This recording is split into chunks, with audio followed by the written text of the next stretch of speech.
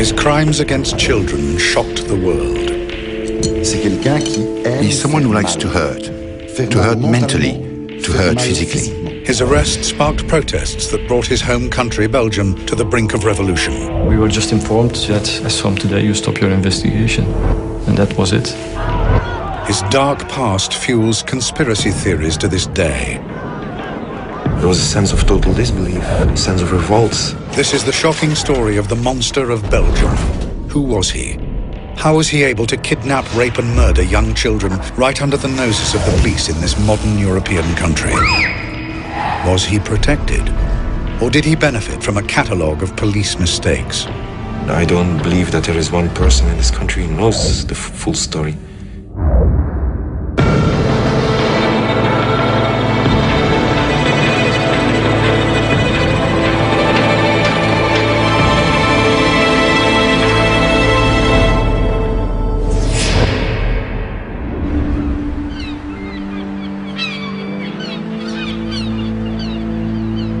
In August 1995, 17-year-old Anne Marchal and her 19-year-old friend Jefje Lambrechts go on a camping holiday with a group of friends to Blankenberge on Belgium's North Sea coast, despite the reservations of Anne's father, Paul. This was her first time on holiday without any parents. We talked about this with her and she said, "Dad, I'm turning 18. And then my wife too said, "Well, we'll have to let her go sometime."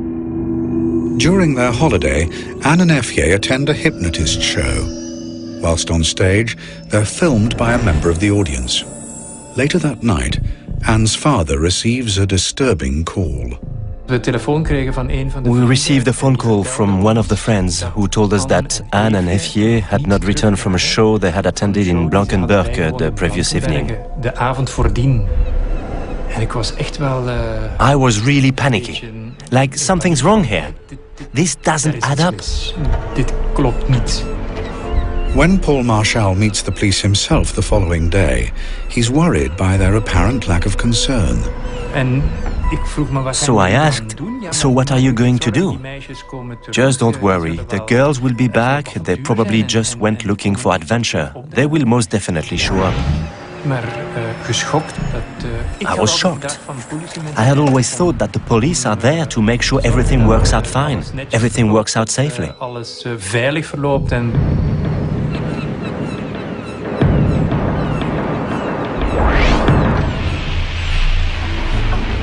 Paul Marchal returns home and begins his own campaign to find his daughter. No posters or searches were made, so we were going to do it ourselves. He is not the only parent searching for a missing child that summer in Belgium. Only 8 weeks before Anne and Jefje disappeared, 8-year-olds Melissa Rousseau and Julie Lejeune had vanished from a park near their home in Grasse-Ologne, over 100 miles to the south of Blankenberge. The police have made little progress in finding them. Journalist Douglas de Koning has written about the impact of Belgium's missing children throughout the 90s. It happened so often that kids disappeared. It seemed like some kind of phenomenon we started to live with. Yeah, that happens every summer. Some kids disappear. Children that disappeared from one day to another and that left no trace at all. Some politicians like Vincent de Crowley are also becoming concerned. A child disappearance was considered a relatively ordinary problem, treated like an ordinary theft. The dominant view within the Belgian police was to simply wait for 48 hours, giving priority to the theory that they had simply run away. But these first hours are critical. Studies show that 91% of abducted children are murdered within 24 hours. In Belgium, usually during the first hours, the police told the parents, "Thank you, we have written it down, but please come back to see us in a few hours or days." 6 months pass and the girls are not found. The police appear to have no leads and no idea whether they're dead or alive. The frantic parents continue their campaigns, but slowly, hope begins to fade. Only in late February of the next year, only then did I start considering it was possible that we were now searching for dead girls. With 4 girls disappearing without trace, are other children in danger? Some are being watched and stalked. Soon, more young girls will disappear.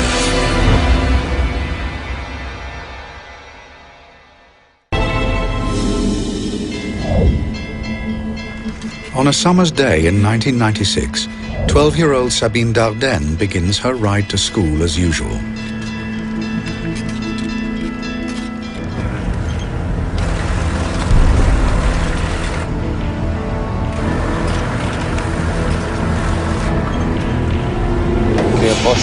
Mets-toi tout près, colle.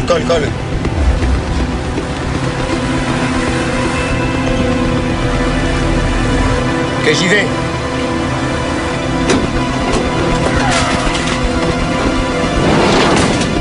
Bouge pas! Vite!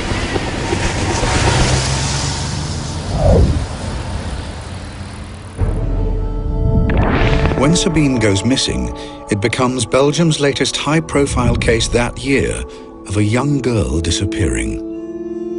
In response to growing concern, the authorities establish a missing persons unit to coordinate all the separate investigations. Among the investigators is Albert Priem. We had no clue whatsoever about any known offender.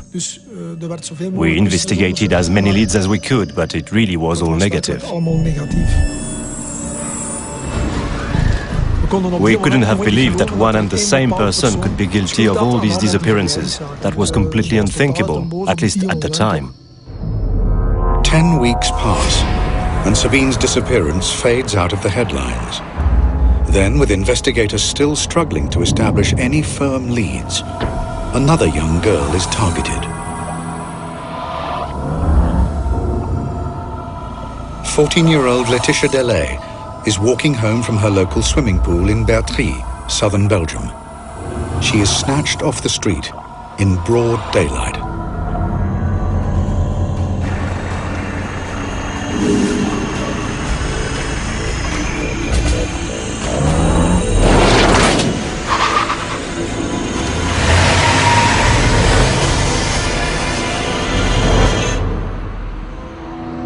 With 6 girls missing, there is strong public pressure to get results.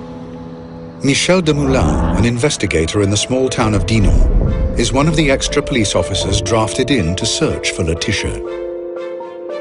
Well, on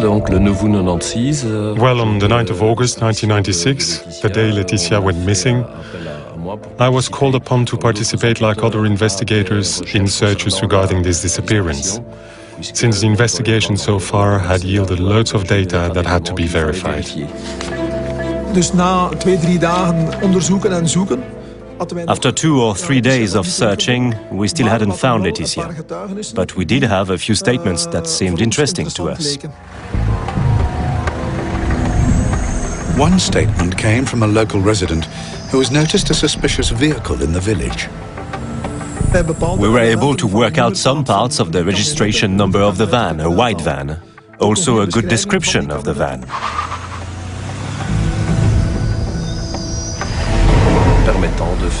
Which allowed us to make a connection with someone who had a potential profile on this kind of thing.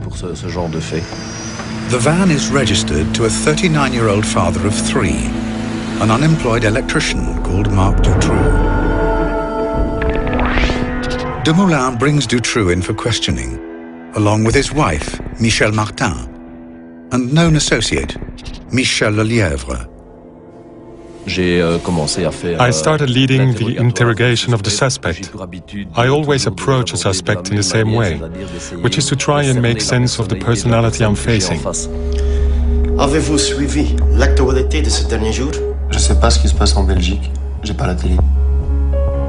Connaissez-vous des personnes répondant au prénom de Laetitia? Non. Vous êtes-vous déjà rendu à Bertry? Je sais pas. By now, Laetitia has been missing for 6 days. Statistically, her chances of survival are slim. With Dutroux not talking, Dumoulin and his team turned to the other two in custody. Michel Lelièvre, a drifter and heroin addict who has been assisting Marc Dutroux, caves in under questioning. Il m'a dit, je l'ai vu. Il a remonté la rue en direction du véhicule.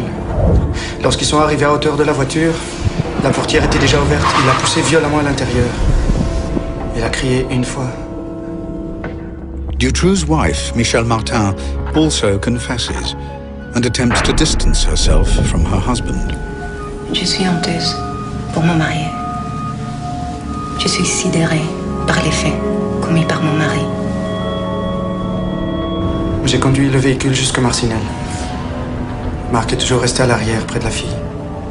Michel Lelièvre's confession means Inspector Dumoulin now knows that Dutroux has taken Laetitia, but he doesn't know if she's still alive.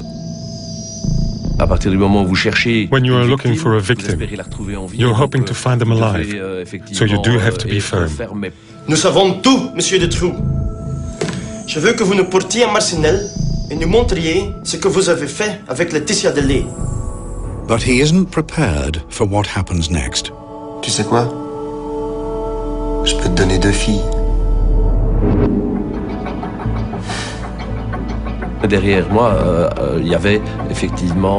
Behind me, there was a poster about Sabine's disappearance.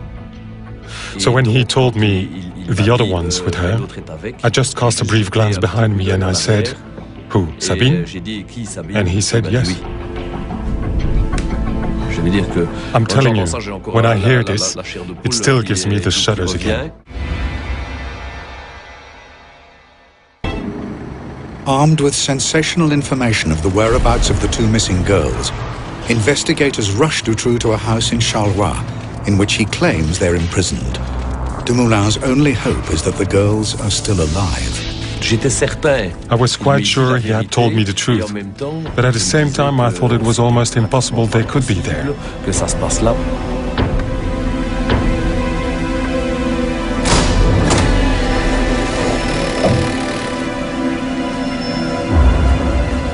In a tiny, filthy dungeon hidden underneath the house, Dumoulin finds Laetitia Delay abducted 6 days earlier. And incredibly, Sabine Dardenne, still alive 80 days after disappearing. Both girls are exhausted and terrified. When you discover this kind of thing, you go through all kinds of emotions. You're happy, you're angry, you think it's impossible, you feel revolted. These are visions that linger with you for months afterwards.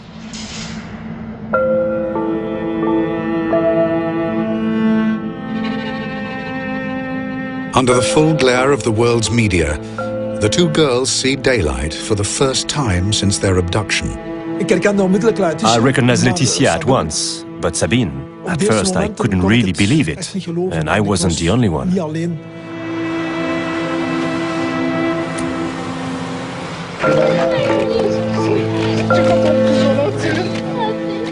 The world witnesses heartbreaking scenes of parents reunited with the daughters they feared dead. The kid couldn't stop crying. Dutroux had deceived her into believing that her family didn't care about her anymore, that she had been completely forgotten by her family, that she didn't exist anymore in their eyes. The way these kids looked, it really gave you the chills, even as a policeman. Finding the girls gives Belgium and some desperate parents hope. I was happy for Sabine and for Laetitia and for their parents, their families, for their friends. And at the same time I thought, you see, we still have hope too. But after further questioning, Dutroux leads the police to other missing girls over the following 2 days. The proceeds of crime and benefit fraud allowed Dutroux to acquire 7 houses, which offered makeshift dump sites for the young girls he abducted. Julie Lejeune and Melissa Rousseau, 2 8-year-old girls who disappeared together in June 1995, are found buried in the back garden of one of his houses. They starved to death when he had been in prison for car theft. When the bodies of Julie and Melissa were discovered, a terrible collective emotional shock went through the country. Dutroux had left his wife, Michel Martin, to feed Julie and Melissa, but she claimed she was too afraid to go into the dungeon where they were held. Child psychologist Jean-Yves Ayer spoke out about the case. He felt that Dutroux's wife's personality may have played a part in her husband's horrific crimes. I think Michel Martin was a passive and masochistic woman, and I think she was very afraid of him. To me, she's responsible as well, for not having talked, for not having turned him in. Else she could even have done it anonymously if she was so afraid. But she didn't.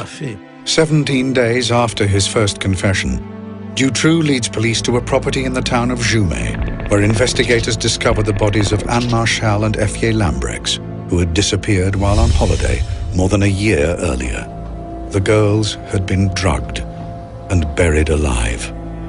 For Paul Marchal, the search for his daughter is over. It was, of course, very painful. It's hard to accept at that moment.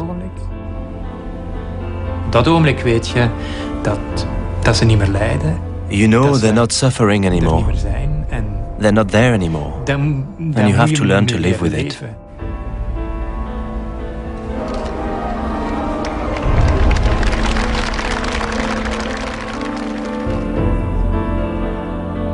All 6 missing girls have now been found. Belgium struggles to come to terms with the tragedy. Throughout the country, there was a lot of distress, a lot of anger, a lot of sadness and incomprehension. The country was facing evil and the slaughter of innocents. Parents wouldn't let their children go out in the streets anymore. Now in custody, it falls to psychologists to assess the character of a man who has readily confessed to committing horrific and callous crimes.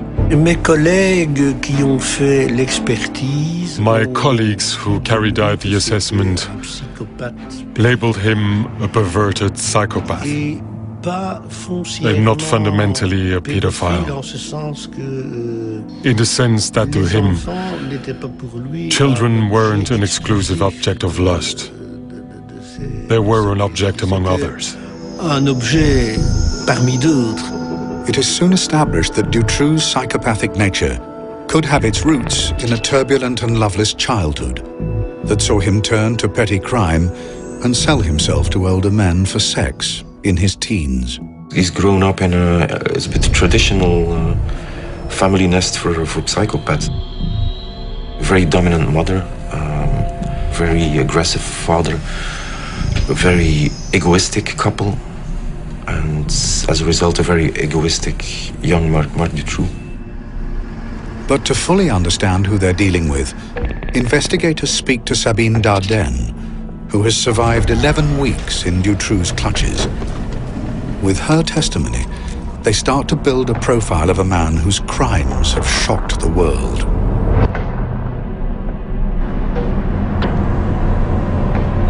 After being snatched on her way to school, Sabine was driven to a house in Marcinelle, a suburb of Charleroi, a city in Belgium's decaying industrial heartland.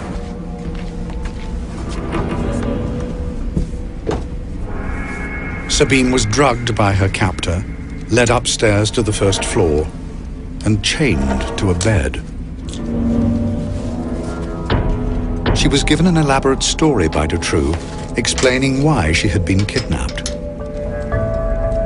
He explained to her that she had been kidnapped in exchange for a ransom, but that her parents had refused to pay the ransom, and so the people who had ordered the kidnapping had given him the order to execute her. And since he himself was very nice, he had decided to protect her. On dirait qu'ils t'ont abandonné. Tu peux t'estimer heureuse d'être avec moi. Tu peux même dire que je t'ai sauvée. In exchange for this protection, she should grant him some favors, and everyone understands what that meant. Trapped and alone, Sabine Dardenne was repeatedly raped by her captor, or in his words, her savior. He's someone who likes to hurt. He's someone who likes to practice mental manipulation in all regards. To hurt mentally, to hurt physically.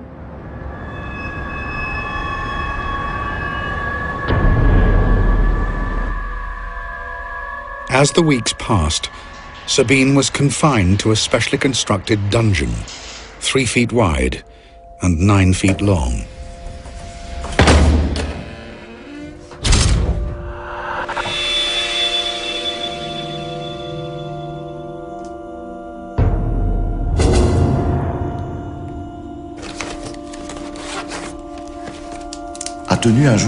She kept a diary day by day, in which she drew a cross when Dutroux had come and abused her. One cross meant it hurt. 2 crosses meant it hurt badly.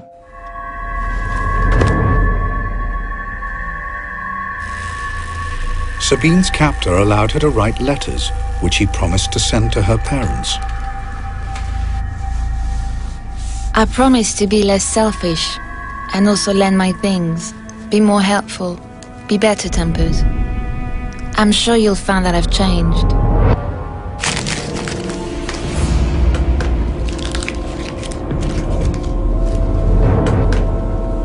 But the letters were never sent.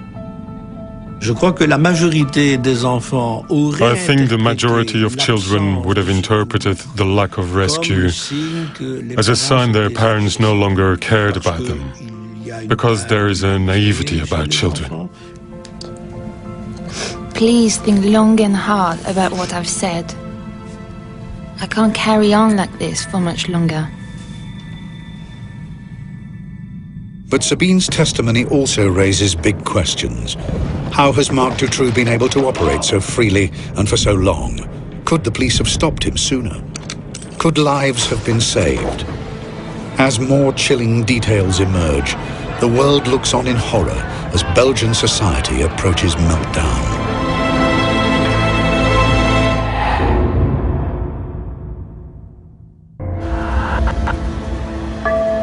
In August 1996, 12-year-old Sabine Dardenne and 14-year-old Laetitia Delay were rescued from a cellar beneath a dilapidated house in southern Belgium. Laetitia had been imprisoned for 6 days, Sabine for 79. But while they have survived, 4 other girls have perished at the hands of their captor, Marc Dutroux. Over the next few months, a series of devastating revelations emerge about Dutroux's past and his relationship to the country's authorities. Belgians realize in horror that the police could have arrested him long ago, potentially saving the lives of 4 young girls. The name of Marc Dutroux was in the file less than 2 weeks after the disappearance of Julie and Melissa.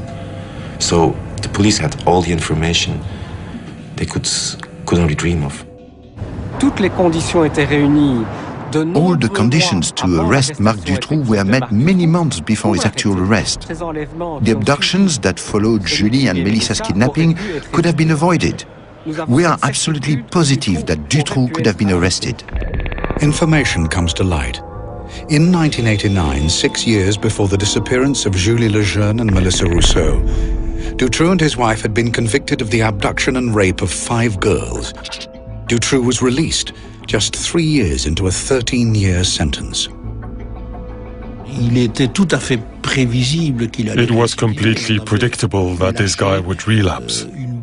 A time bomb, a powerful time bomb was ticking.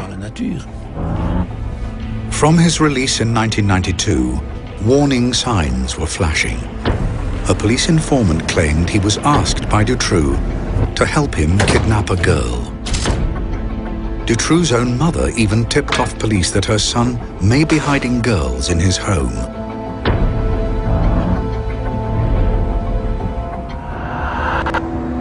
Eventually, In August 1995, the police put him under surveillance, an operation codenamed Othello.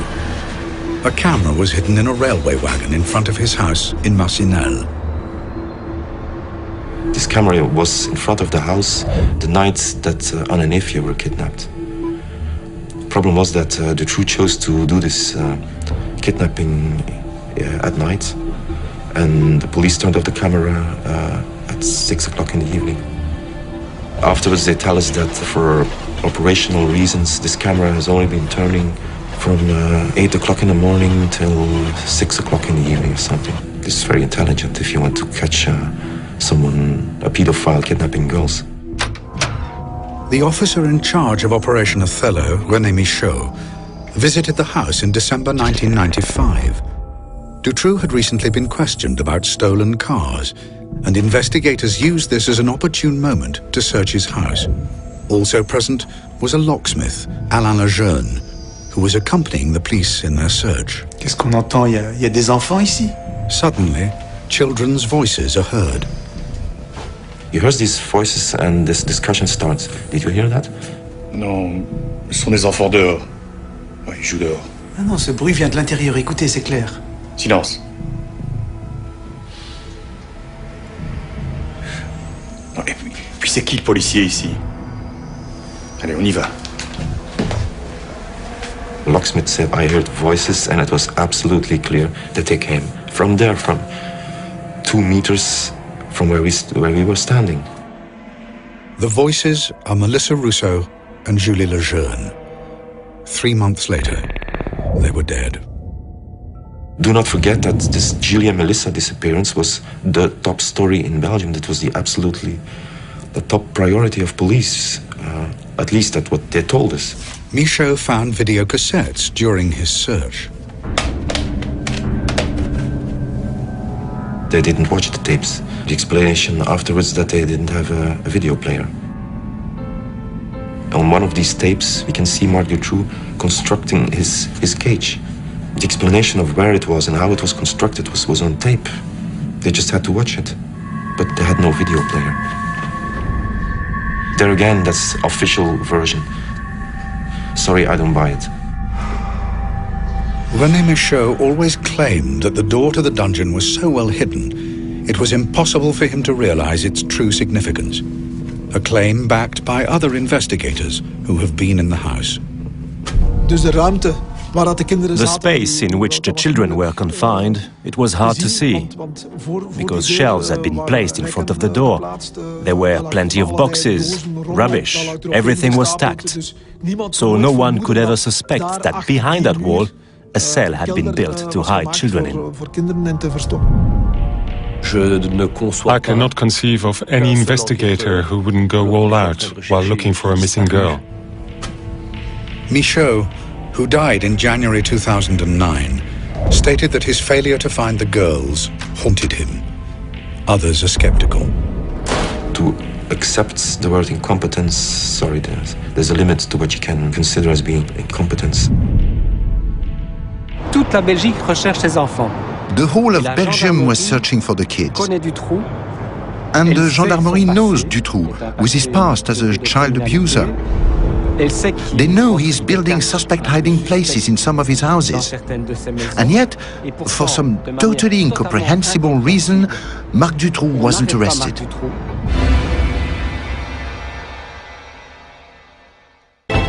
Belgians begin to ask whether Marc Dutroux is being protected by powerful people within the state.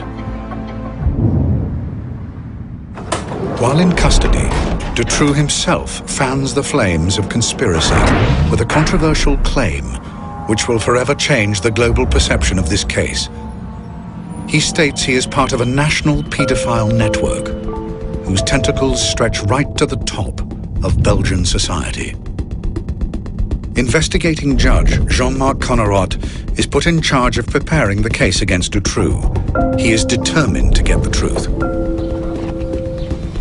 Connerot arrests known associates of Dutroux. One of these is Michel Nihoul, a well-connected Brussels businessman and pub owner. He's a part of this scene of sex parties in Brussels in the early 80s. He's the kind of guy telling stories about tapes that allow him to blackmail a minister being involved in some kind of crime. After a public appeal, 11 previous victims of Dutroux come forward. They are known as X-witnesses, and each is given a code name. X1 is Regina Louf. I saw him on TV and all these people yelling at him, and it was a very strange experience for me.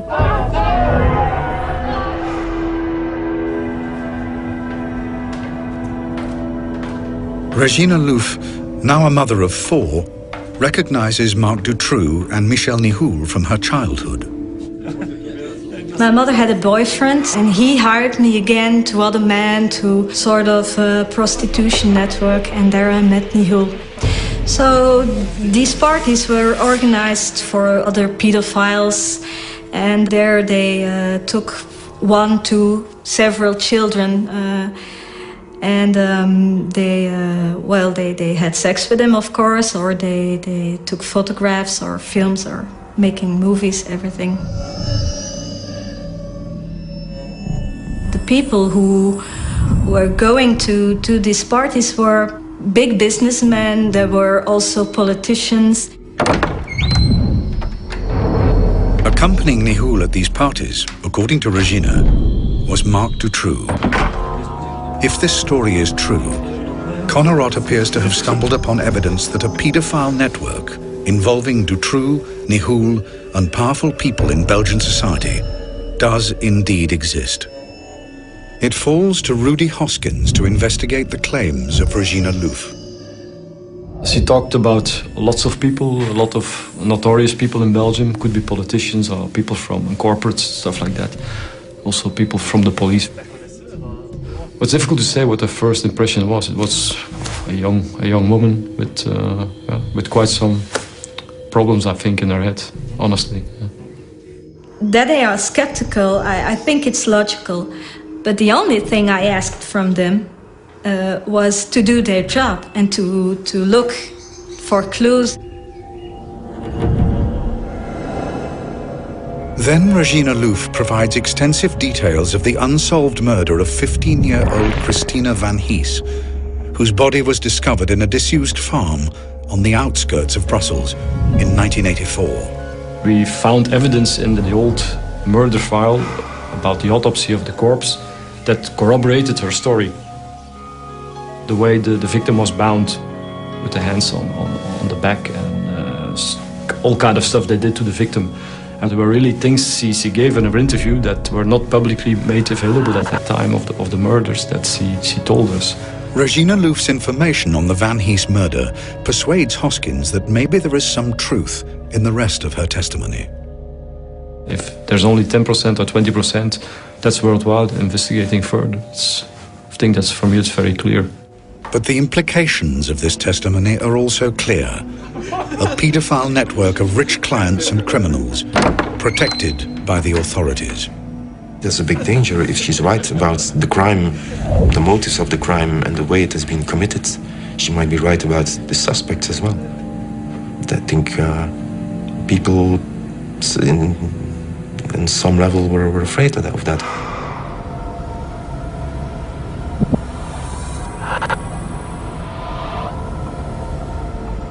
However, Judge Connerot's investigation into Regina Louf's claim of the existence of a powerful paedophile network is suddenly brought to a halt. In October 1996, he is sacked. His attendance at a dinner thrown by the families of Dutroux's victims is deemed a conflict of interest by his superiors in the Ministry of Justice.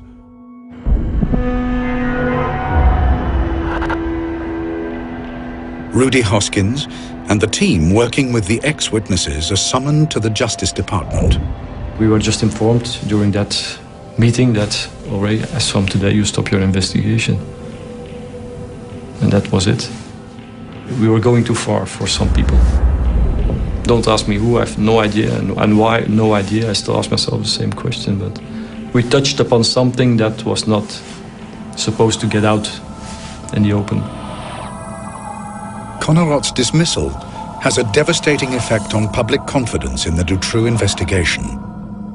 I am covering criminal investigations in this country for 15 years. I can't give you hundreds of names of judges having dinner with victims, with lawyers, with suspects. This happens all the time. I always believed in Connerot. This stank and still stinks, in my opinion. Hundreds of thousands of Belgians agree. On the 20th of October 1996, national outrage boils over at a huge march organized by the families of Dutroux's victims. There was a sense of total disbelief, a sense of revolt, a sense of this can't go any further like this. 300,000 people march through Brussels. Workers across the country go on strike, and firemen turn their hoses on government buildings to symbolically cleanse official corruption. Belgium stands on the brink of revolution.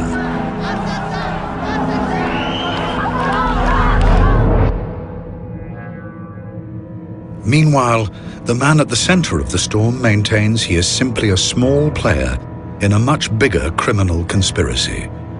And his surviving victims prepare for their day in court. I didn't crack up when I was freed from the monster's grip at the age of 12. But when I turned 20, another severe test of nerve awaited me, face to face with Marc Dutroux.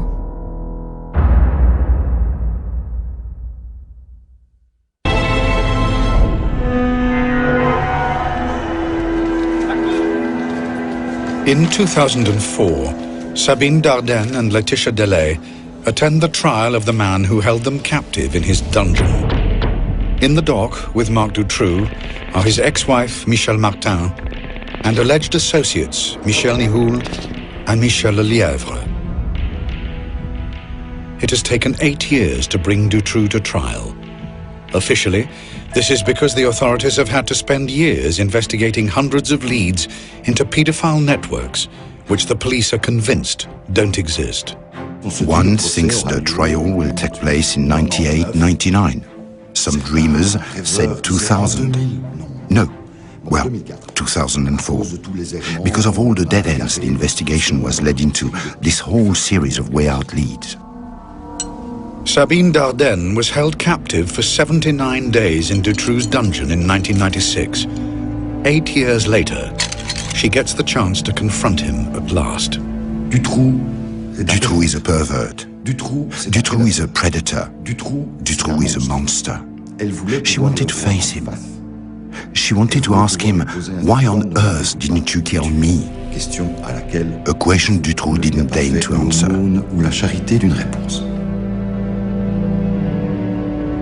But that isn't the only unanswered question to emerge from the trial.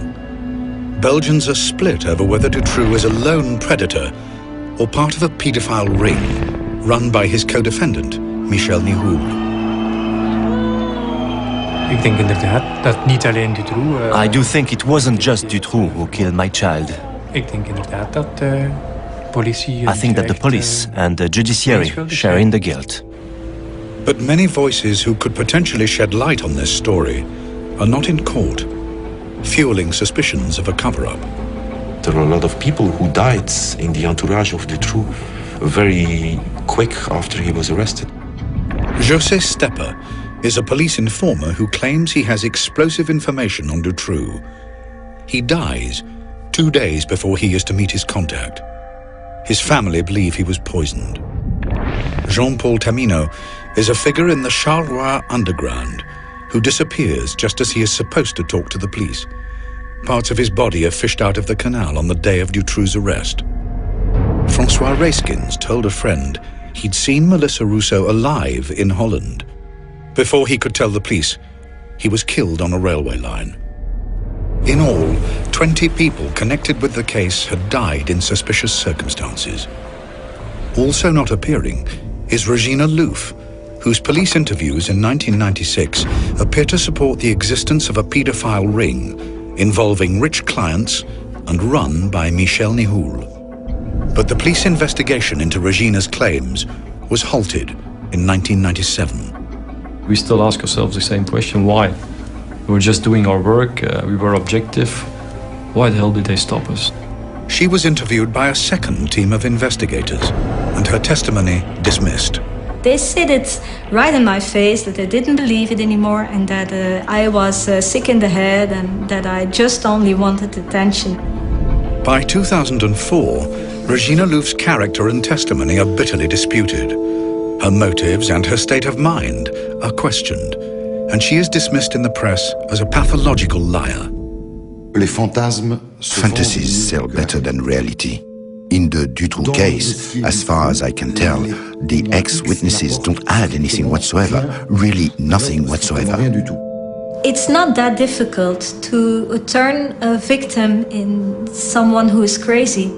You just point your finger at the victim or the witness and say, she's false, she's just a maniac or something like that. In contrast, Laetitia Delay and Sabine Dardenne maintain Marc Dutroux was their only abuser. La seule personne vivante. The only living person who has been in Dutroux' claws for 80 days is Sabine Dardenne. And Sabine Dardenne says, the only one I've seen is Marc Dutroux. So where is the ring? Someone who is acting on behalf of a large and very wealthy ring to sell it to girls would not carry out a kidnapping in a ramshackle van registered to himself. And then he would keep this product in his cellar but wouldn't throw it on the market for some 80 days. It makes no sense. Dutroux has never offered any details of the network he claimed to serve.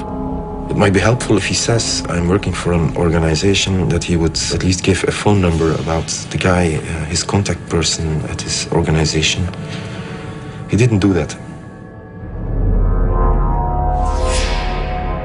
On the 17th of June 2004, Marc Dutroux is found guilty of the abduction and rape of 6 girls and killing 4 of them. He is sentenced to life behind bars. His associate and driver, Michel Lelièvre, is found guilty of kidnapping and sentenced to 25 years in jail. Dutroux's ex-wife, Michel Martin, is found guilty of conspiracy to kidnap and sentenced to 30 years in jail.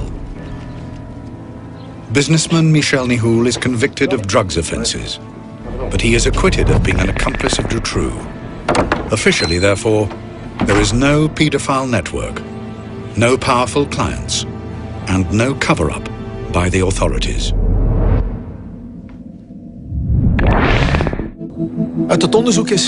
The investigation revealed that Marc Dutroux acted alone.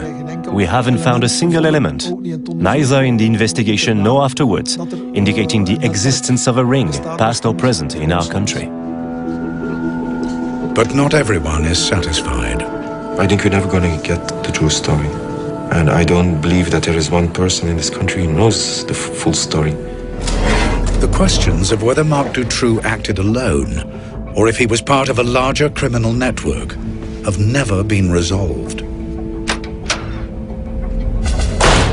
It's obvious he could have been arrested much earlier on. It's definite that Julie and Melissa could have been saved and that other later victims could have been saved as well. The question will always be whether that was just bad luck or whether other parameters could have been at work. A Belgian parliamentary report accused the police of ineptitude and inefficiencies, but even such damning findings provide little clarity in a case that almost brought a country to its knees. Previously I said, I want to know the truth. Now I say, I want to get as close as possible to the truth, because we're not allowed to know the truth.